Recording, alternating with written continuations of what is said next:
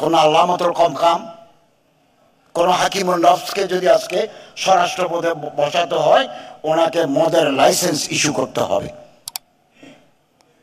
কেরোইন company থেকে দেশীয় মদ তৈরি হয়, বাংলাদেশ সরকার বিদেশ থেকে মদ আমদানি করে, মদের লাইসেন্স দেয়। এটা বাস্তবতা। আপনি ঘরে বসে মোবাইলে আজেবাজে কথা বলতে পারবেন, রাষ্ট্র পরিচালনার সেক্রেটারিয়েটে আসেন না। দিতে হবে। 100 জন যদি মদের লাইসেন্সধারী লোক এক জায়গায় থাকে, ওখানে আপনি ডিলার দিবেন। বিদেশি মদ আমদানি করে সরকার লাভ করে, দেশীয় মদ বিক্রি করে সরকার লাভ করে। এই টাকা গভর্নমেন্টের ফান্ডে যায়। ওই ফান্ড থেকে এদেশে রাস্তাঘাট, মসজিদ, মাদ্রাসা, শিক্ষকদের বেতন দেয়।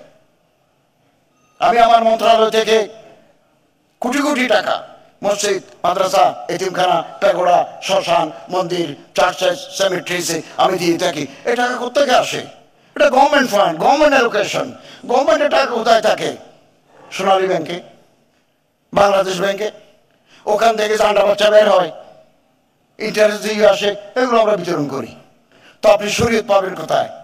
এটা তো এমারাতে শরিয়া নয়, এটা তো ইসলামিক স্টেট নয়, এটা completely secular state, legacy from the British regime. এটা কাঠামোর ভিতরে দেশ চলে আসছে। শরীয়ত আমরা ব্যক্তিগতভাবে পালন করি। আপনি মন্দিরে যাবেন কিনা, it is up to you.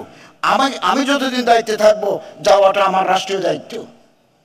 ফেব্রুয়ারিতে নির্বাচন হলে আমরা ঘরে চলে যাব, তখন আমি মন্দিরে যাব না, তখন এটা আমার ডিউটি নয়, এটা আমার ডিউটি। আমি যে চট্টগ্রাম থেকে মাত্র আসলাম, কঠিন চিবর দান একটা অনুষ্ঠানে অংশগ্রহণ করতে গেছি।